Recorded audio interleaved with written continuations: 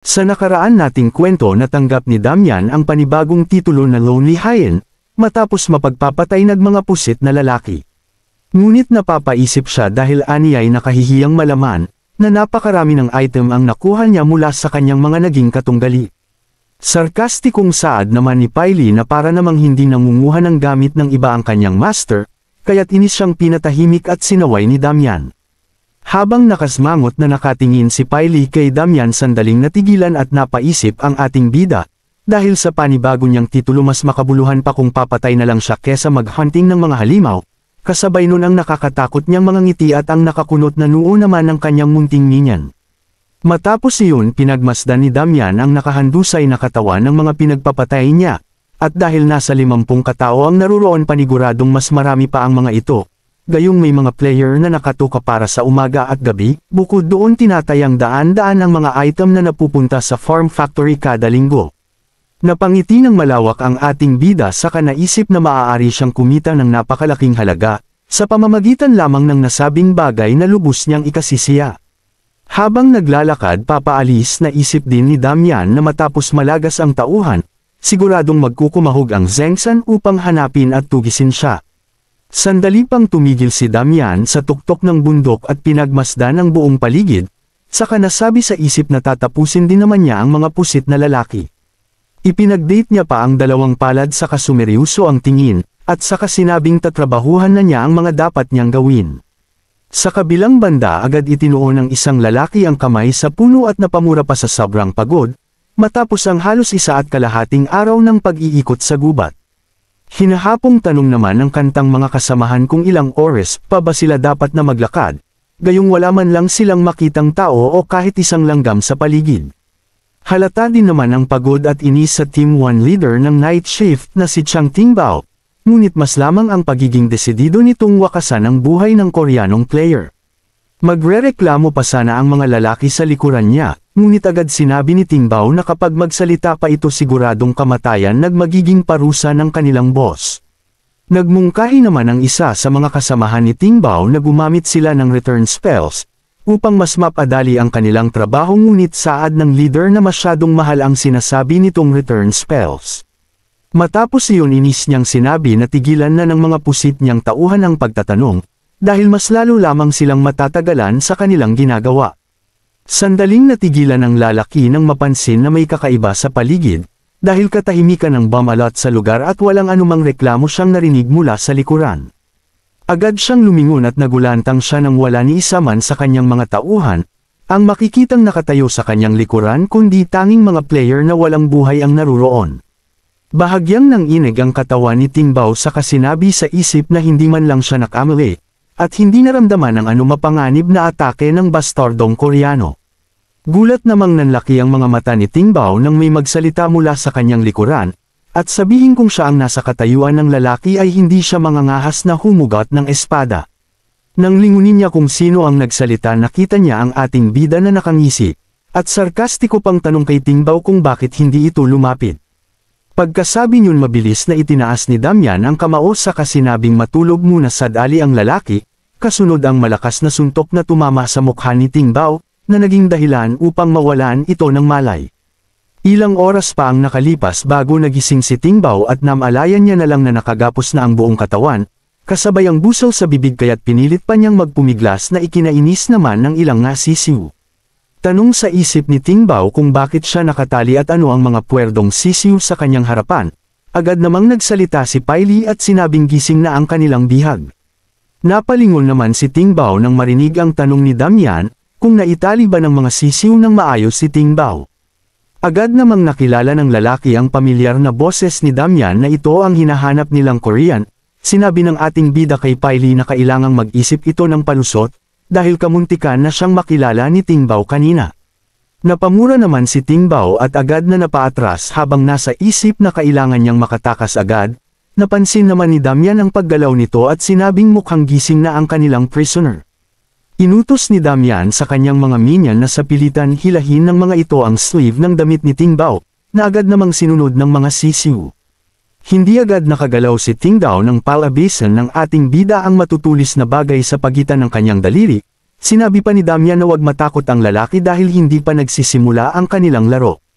Biglang itinaas ni Damian ang kamay at mabilis na pinalabas ang malakas na lason mula sa mga ito, na direktang tumama sa kamay ng lalaki at sa ibang parte ng katawan nito. Sunod-sunod na nagdatingan ang notification na nagpapalam sa karakter ni Ting Bao, na malubha ang naging pinsala sa kanya ng natamong lason kasabay nun ang kanyang panghihina. Habang nahihirapan at namimilipit sa sakit si Ting Bao, nakangiting sinabi naman ni Damian, na hindi naman ito ganoon kasakit sa katuwa ng malakas. Nang gigigil pang saad ni Damian na simula pa lang ito kaya't dapat na maghanda ang lalaki, kasabay nun ang malademonyo niyang pagngisi habang bakas ang nakakakilabot na tingin. Mata po ang mahabang pakikipaglaro sa lalaki na tanggap ni Damian ang Rangers Gators, Old Hinge Belt at 3,888 gold. Lupaypay na lang nahiga si Damian sa lupa kasabay ang malalim na buntong hininga dahil sa pagod. Nagawang tapusin ni Damian ang 100 miyembro ng Zengsan na panggabi at umaga, sa loob ng walang tigil na pakikipaglaban ng 2 araw. Sinabi ni Damian na kailangan niyang tingnan ang kanyang status window upang masuri ito, ngunit higit na ramdam niya ang pagod sa pag-summon ng mga sisiw kesa sa pakikipaglaban. Agad namang lumitaw ang isang status at nakapaloob doon ang necromancy, gamit iyon magagawa ni Damian na mag-summon pa ng mga corpses na may 50% ng monster stats, habang ang magagawa niyang summon ay nakadepende sa mana ng isang user. Napangisi naman si Damian dahil kalimitan sa ganoong mga skills ay hindi ganoon kababa ang stats na kailangan, samantalang may limitasyon naman ang oras nito, at kusa itong mawawala kapag naubusan ng mana ang isang user. Ngunit hindi taglay ng bagong skills ni Damian ang ganoong mga restrictions, dahil mawawala lang ang kanyang summon kapag ito ay kusa niyang ginawa. Habang pinaliligiran ng madaming mga chicks, sinabi ni Damian na umawi na ang mga ito, dahil tapos na din naman ang kanilang trabaho. Nukulat na katwiran naman ng isang sisiw na walang gana sa mundo ng Soul Realm, at mas masaya sila sa piling ni Damian. Nasabi naman ni Damian na ang mga chicks na kapit niya ay pawang mga basura, ngunit sa pamamagitan ng sapat na mana at spell na gawa niyang mag-summon ng napakaraming chicks sa tamang oras. At dahil sa napakarami ng mga ito, naiisip ni Damian na may silbi din ang sisiw, at napagdesisyon ng utusan ang mga ito na hanapin ang kalalakihan ng Zengsan. Sandali pang nagpalingalinga si Damian at sinabing wala ng isa mang buhay sa mga ito. Saad pa niya na nasiyahan siyang pagpapatayin ang mga nagmamakaawang lalaki.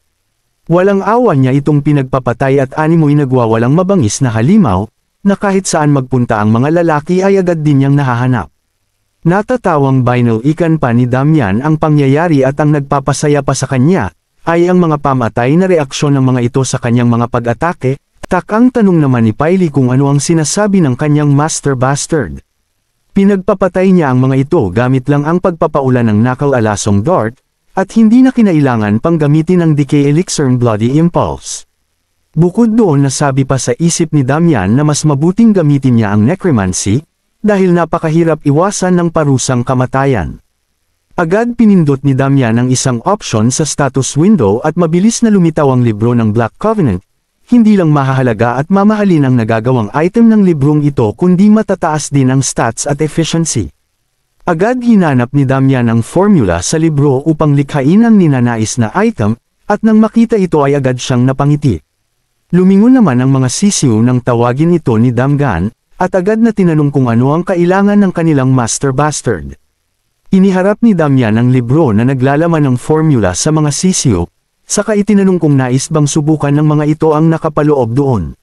Sa isang syudad sa labas ng virtual world makikita ang maaliwalas na gabi, habang aligaga naman ang isang lalaking naglalakad habang binabanggit ang AC, tanong pa niya kung talaga bang nangyari ang ganoong bagay sa virtual games. Ayon pa kay Zhang Wei, ang Business Society Chairman, na nakakabahala ang ganoon klaseng bagay. Ang Zengsan Startup ay isa lang sa pinagkukunan ng pera ni Zhang Wei, ngunit pinapatakbo ito ng kanyang kapatid habang malaking pera naman ang ininvest niya dito. Hindi naman ganoon kalaki ang kinikita niya doon kaya't hindi ito lubos na makakaapekto sa kanya, samantalang ang inaalala niya ay kung paanong iisang tao lang ang nagpatamba sa napakarami nilang mga tauhan. Napakapit pa ang lalaki sa upuan at naupo habang iniisip kung gaano kalala ang mga bagay. Sa oras na iyon isa lang ang tanging naiisip niyang sulusayon kaya't inilabas niya ang cellphone, upang utusan ang pinagkakatiwalaan niyang tauhan na tuluyang alisin sa landas niya si Damian. Naagad namang gandang sundin ng lalaki habang kasama nito ang ilan sa mga lalaki. Sa isang banda walang tigil sa pagtakbo naman ang Jijnigawa ng isang lalaki, at humahanggaws dahil sa takot sa sinasabi niyang halimaw. Siya lang ang tanging nakatakas matapos pagpapatayin ng isang user ang lahat niyang mga kasamahan, kaya't layunin ng lalaki na tumakbo para sa kanyang buhay. Bigla siyang napalingon sa taas nang makita ang malakas na puwersang papababa sa kanyang kinaroroonan, napamura ang lalaki at agad pang pilit na iniwasan ang malakuryenteng atake. At habang papalapit ito sa kanya kasabay nun ang pagkawasak ng bawak madeanan nito, sa huli ay walang nagawa ang lalaki at hindi na naiwasan pa matapos itong madapa sa sobrang pagmamadali. Bagaman naiwasan niya ang napakalakas na puwersa hindi pa din siya nakaligtas sa pinsalang natamo matapos masabsob, bigla namang dumating ang kinakatakutan niyang halimaw at sinabing hindi nito inaasayang maiiwasan ng lalaki ang kanyang atake. Nag-aapoy na aura ang bumabalot sa lalaking mapaminsala, habang sinasabi nitong nakamamangha ang taglay na kakayahan ng lalaking nakasalampak sa sahig. Halos manginig naman ang lalaki nang sabihin pa ng lalaking nakahood, na mukhang hindi bastahin ang captain ng kanyang grupod kaya't pakiusap ng lalaki na wag nang lalapit pa ang halimaw. Seryosong tanong pa ng mapaminsalang lalaki na bakit natatakot ang captain, gayong ito naman ang bagay na gusto nila kasabay nun ang pagpapakawala ng kanyang kapangyarihan mula sa tungkol na hawak. Ang lalaki ay kilala bilang ang Wing of Tetra na isang mage hero, matataas ang casting speed ng bawat spell at may malakas na boltahe sa bawat papakawalang spell. Nanginginig na napasigaw ang lalaking captain dahil sa takot na mas lalo namang ikinatuwa ng pusit na lalaki, pinagtawanan pa niya ang takot na reaksyon nito at sinabing ito nga ang gusto niyang makita. Nakangising sinabi pa ng lalaki na sabihin ng captain sa ibang mga kasamahan nito ang kanyang ibibilin, kasunod nun pinakawalan niya sa ere ang malakas na kapangyarihan at sinabing dahil nila ang buong Blood Alliance, kung nais nilang talunin ang lalaking si Kung Arthur. Halos mapaluhan naman sa takot ang captain at tanging sigaw na lang ang nagawa, habang papalapit sa kanya ang malakas na atake at iniintay na lang ang kanyang katapusan. Sa kabilang banda habang kinakamot ang kanyang tainga, tanong ni Damian kung may taong bang pinag-uusapan siya sa kanyang likuran. Takang tanong naman ni Piley kung ginto ba ang hinuhukay ng kanyang master sa tainga nito. Narating ng dalawa ang kanilang destinasyon kung saan naroroon ang Cornell Village, tanaw nila ito mula sa taas ng bundok habang nalalanghap ng dalawa ang sariwang hangin, agad namang na-update ang location ng world map na pagmamay-ari ni Damian, tanda na hindi nga mali ang kanilang pinuntahan. Nang makababa sa bayan agad na pinagtinginan ng mga tao ang ating bida, habang papunta ang dalawa sa sinasabing workplace ni Damian kay Piley. Nang marating ang mataas na bahay ng chief nasabi pa ni Damian sa sarili na muntik niya nang hindi magawa ang misyon, dahil sa kagagawa ng mga bastardong Zengsan at kahit na dumami ang gold at experience niya, alam niyang hindi mabuting bagay ang mahuli kanyang dapat gawin. Ilang katok sa pintuan at malakas na pagtawag ang ginawa ni Damian, bago pa ito tuluyang buksan ng matandang lalaki at itanong kung sino siya. Agad namang sinabi ni Damian na mula siya sa Adventurer Guild, at siya ang ipinadala doon upang punan ang request na tulong ng matanda. Bakas ang tuwa sa mukha ng village chief na si Albert ang saya kaya't agad na pinapasok ang kada rating na bisita. Kumuha pa ang matanda ng mayen dahil batid niyang malayo ang nilakbay ni Damian, kaya't labis na natuwa ang ating bida sa mainit na pagtanggap sa kanya ng village chief, ngunit kalakip nun naisip din niyang sa kinikilos nito ay paniguradong gauon kaseryoso ang usapin sa kanilang lugar. Nagsimulang mag-usap ang dalawa at ipinaliwanag ng chief na ang problema nila, ay ang biglaang pagkawalang kanilang mga alagang tupa ganun din nagtensyon sa mga tao dahil sa ganoong mga usapan. Agad na itanong ni Damian kung ilang tupa na ba ang nawawala, sagot naman ng matanda na 20 tupa ang misteryosong naglalaho kada linggo na nagsimula pa ilang buwan na ang nakakalipas. Tinanong pa ni Damian si Albert kung sino ang nagpapastol sa mga tupa. At sinabi naman nitong ang ulilang si Joseph ang namamahala sa mga tupa, ngunit hindi masabi ng matanda kung seryoso ba ito sa kanyang ginagawa o ginagawang laro ang lahat. Ayon sa matanda sinabi ni Joseph na ang mga wolf ang may kagagawa ng lahat ng ito, na bahagyang sinang-ayunan ni Damian dahil na din sa bilang ng mga nawawalang tupa kaya't maari nga itong iugnay sa mga asong lobo. Ngunit sinabi ng matanda na bata pa lamang si Joseph ay mahilig na itong magbiro tungkol sa mga asong lobo, na naging dahilan kaya't inayawan siya ng mga villager at ikinulong pa dahil tingin ng mga tao na siya ang may kagagawan ng lahat ng iyon.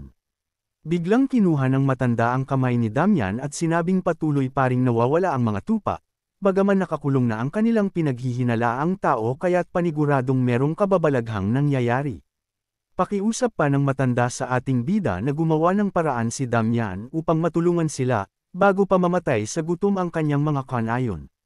Sinabi naman ni Damian na nais niyang makilala ang lalaking si Joseph, habang nakangising animoy may binabalak na kalokohan.